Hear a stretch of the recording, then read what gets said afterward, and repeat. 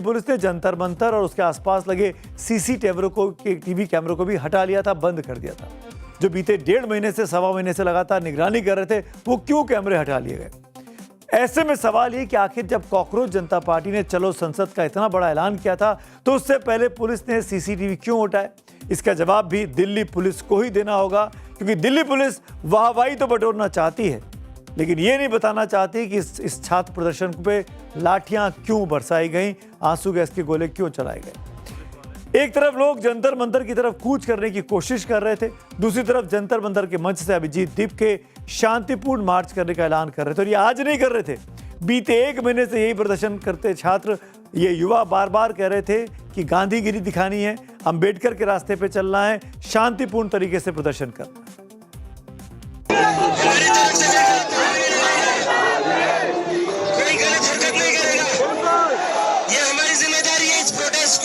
इस मार्च को पीसफुल रखना है। बिल्कुल 1 महीना जहाँ बैठे सोनम सर ने अपनी जान दांव पर लगाई इस प्रोटेस्ट के लिए, हम इस प्रोटेस्ट को बदनाम नहीं होने दे सकते।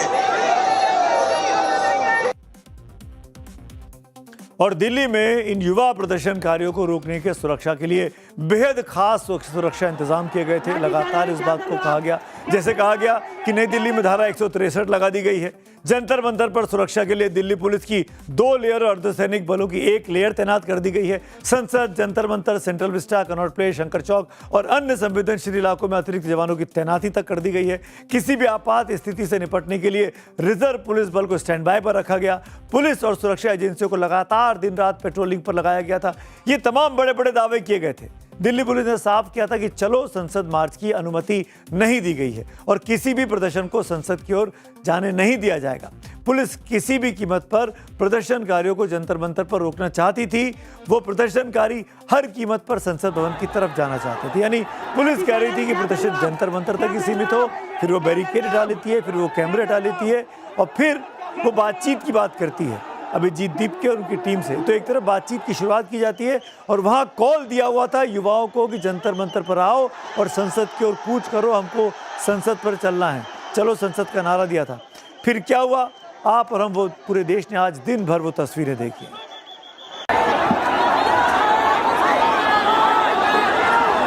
लाठी चला रहे, क्या कर रहे हो आप? क्या कर रहे हो आप? क्या कर रहे हो? दौड़ा दौड़ा के लाठियां बरसाई गई, दौड़ा दौड़ा के। प्रदर्शनकारियों ने जैसे ही संसद मार्ग की तरफ बढ़ना शुरू किया था, सुरक्षा बलों ने छात्रों पर लाठियां बांधनी शुरू कर दी। इससे हालात और बिगड़ गए। सीजेपी ने आरोप लगाया कि पुलिस ने सोनम वांगचुक की पत्नी गीतांजलि जी के साथ भी मारपीट की है, उनके बाल तक खींचे। जब लाठीचार्ज के काम नहीं चला तो प्रदर्शनकारियों की भीड़ को तितर बितर करने के लिए पुलिस ने आंसू गैस के गोले दागने शुरू कर दिए।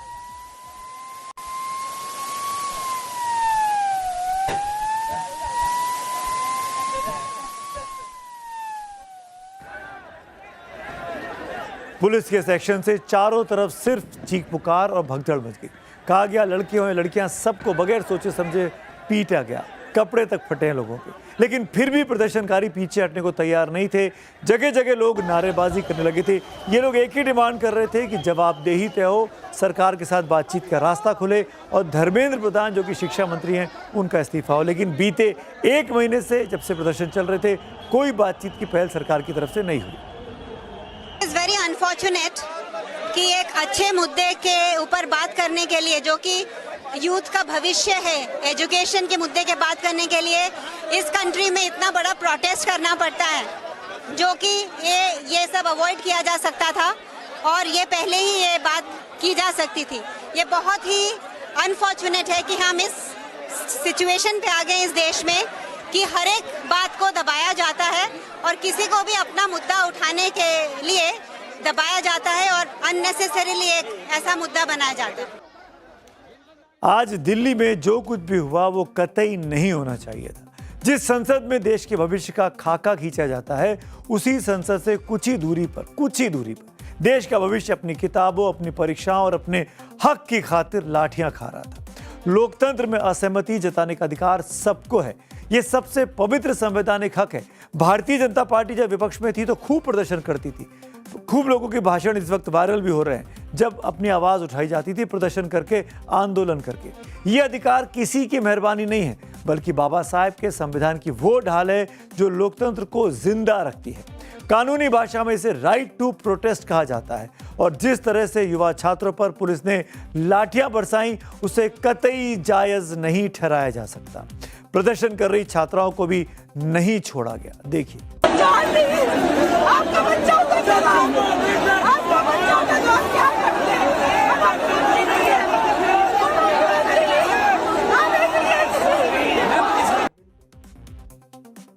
इस बीच जिस नई दिल्ली की सड़कों पर संग्राम मचा हुआ था, उस वक्त सुबह करीब 11:30 बजे सोनम वांगचुक ने अस्पताल से एक पत्र लिखा जिसमें उन्होंने संसद भवन तक होने वाले सीजेपी के मार्च में शामिल होने की इच्छा जताई।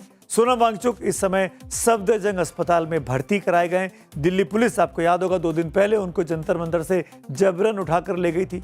हालांकि उनकी पत्नी सोनम को निजी अस्पताल में शिफ्ट करने की मांग लगातार कर रही हैं। इस बाबत वो कोर्ट तक पहुंची थी। दिल्ली हाई कोर्ट का दरवाजा उन्होंने कल खटखटाया था, जहां से उनको रिलीफ नहीं मिला था। आज उस फैसले के खिलाफ वो दिल्ली हाई कोर्ट के डिवीजन बेंच में उन्होंने एक एप्लीकेशन लगाई। कोर्ट ने सफदरजंग अस्पताल के मेडिकल सुपरिटेंडेंट को सभी मेडिकल रिपोर्ट्स के साथ कल कोर्ट में आने को कहा है। इस पर अब कल दोपहर में 12:30 बजे के आसपास सुनवाई होगी, जिसमें तय होगा कि जिस सोनम वांगचुक को बगैर किसी अपराध के पुलिस की कैप्टिविटी में कथित तौर पर रखा गया है, आखिरकार वो अपनी मर्जी के अस्पताल में अपना इलाज क्यों नहीं करा सकते, पुलिस ही उनका इलाज क्यों कराएगी जहां पर पुलिस चाह रही है। यही गीतांजलि आंगमू की प्ली कोर्ट में लगी हुई है।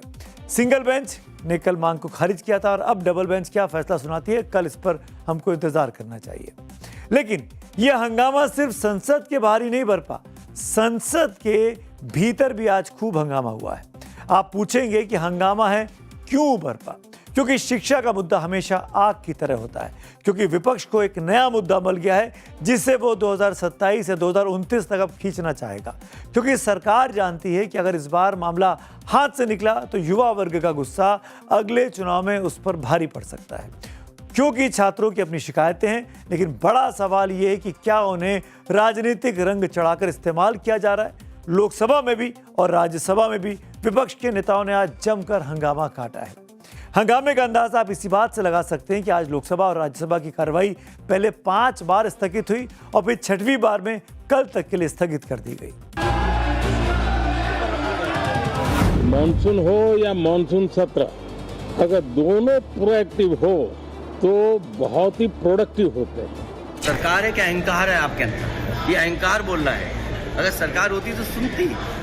तो स्टूडेंट्स को मारने का काम सरकार कर रही है, तो ये सत्ता में रहने के लायक नहीं है। सर, छात्रों की बात सुनी जाए, अब पानी जो है सर से ऊपर से निकल चुका है। हम लोग चाहते हैं कि सत्र चले और जो है ये अपने प्रश्न जो है वहाँ रखे, कि अगर हुड़दंग करेंगे और वहाँ पे उत्पात मचाएंगे वो ठीक नहीं है। नीट के ऊपर ये बोलने को तैयार नहीं है, नीट के ऊपर सुनने को तैयार नहीं है। अब बताइए क्या करें? हवा में क्रांति की खुशबू आ रही है तो बहुत अच्छी बात है।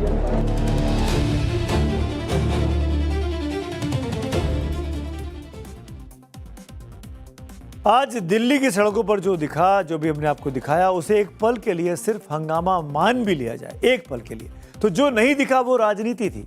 एक तरफ छात्र सड़कों पर थे, आंसू गैस के गोले उन पर छोड़े जा रहे थे, समाजवादी पार्टी के सांसदों को जो मार्च कर रहे थे उनकी तरफ उनको हिरासत में लिया जा रहा था। लेकिन असली कहानी तो 3 बंद कमरों की मीटिंगों में आज संसद भवन परिसर में छुपी हुई थी। 3 बड़ी मीटिंगें हुई हैं। पहली मीटिंग अखिलेश यादव और राहुल गांधी के बीच हुई।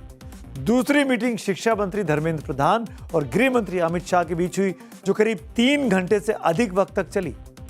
गौर करने वाली बात तो यह भी रही कि इस मीटिंग में संसदीय कार्य मंत्री किरण रिजिजू भी मौजूद थे।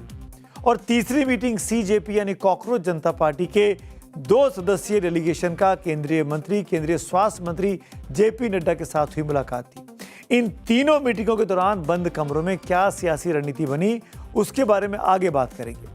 उससे पहले